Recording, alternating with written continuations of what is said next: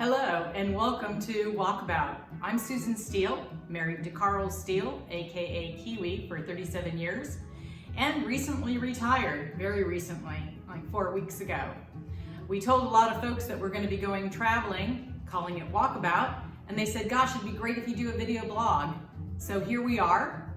Some of you might have seen our first 2 editions, and we wanted to give you some kind of reference point as to why we're doing the show. First off, the reason we named it Walkabout is because it denotes taking a trip without really having a plan in place. And we kind of like that. We like the idea of getting to a place and maybe meeting somebody, and after meeting them, that puts us on to going to a different place. So we like the fact that it could be free-flowing. The other thing we wanted to do is we wanted to leave the United States. With inflation getting so bad, we wanted to see if there was a place that our dollars could go further, and yet we could still have a really nice lifestyle. And lastly, there's a big part of us that would like to make sure that we give knowledge to other folks on how and what we're doing so that maybe y'all could do it too. So come along with us. Please subscribe. Please give your comments. We would love to know what you're thinking. And let's go walkabout. In this edition of Going Walkabout, we're going to be looking at some, I think, very interesting things. The nooks and crannies in La Paz. This fabulous city has people that are just aching to do art. In fact, they like it so much they put it over all the walls, backside alleys, everywhere. So we've got lots of photos of that we'll be looking at. We're also taking a trip down to San Jose del Cabo. We'll be going through Todos Santos and Cabo San Lucas to end up in San Jose. And then lastly, the top 5 learnings thus far on our trip. This is a small park in La Paz. There's a lot of these. And this particular one is really interesting because it has these statues that are like bird people. And they're really pretty enchanting to look at. And there's a poem on the wall all about birds and how important they are and how they beckon the day. And so as you go around the statue, you can see that all points of it hit a certain time of the day and the sun in the day. And it's a lovely little hidden park surrounded by different little restaurants and so forth in this area.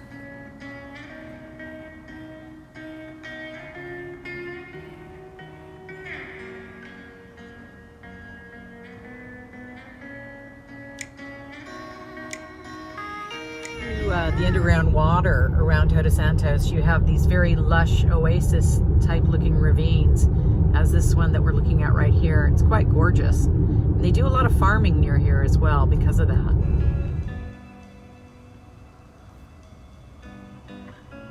So we're just coming into Cabo after not having been here for many, many years. It'll be interesting to see how built up it's gotten. We have a feeling we're going to be shocked. Cabo is so built up that it's actually quite frightening.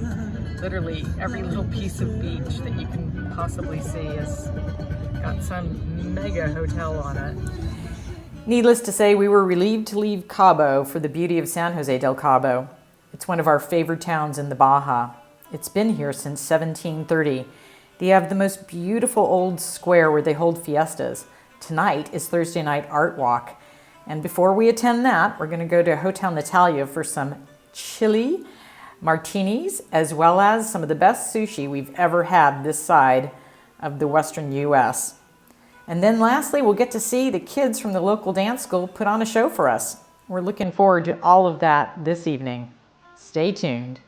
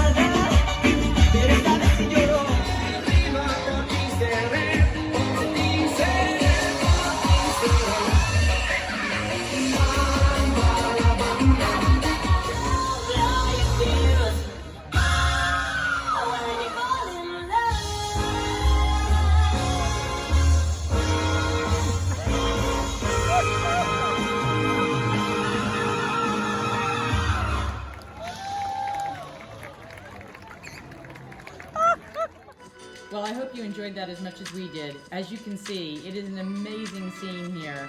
People having such a great time. It was definitely one of the funnest evenings that we've had in ages. And everybody was so friendly and calm. And they do this every Thursday, apparently. Definitely want to do this again. What a difference a day and a night makes. Last night, this place was packed with people that were dancing and looking at art. And today, it's not quite as quiet as the graveyard, but it's pretty quiet. But what a glorious night on the Thursday night art walk.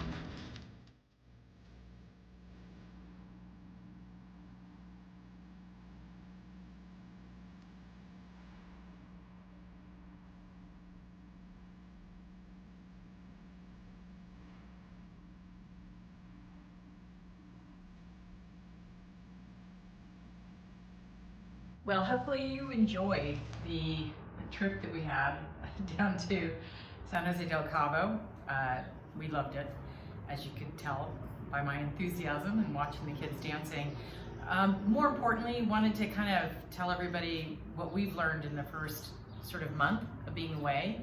If you're planning on retiring and going to another country, one of the first things that we would highly recommend is check out what you need as far as visas and things of that nature. Coming down to Baja, there's a place called BajaBound.com. I'll put that in the notes. I'll put the URL in the notes.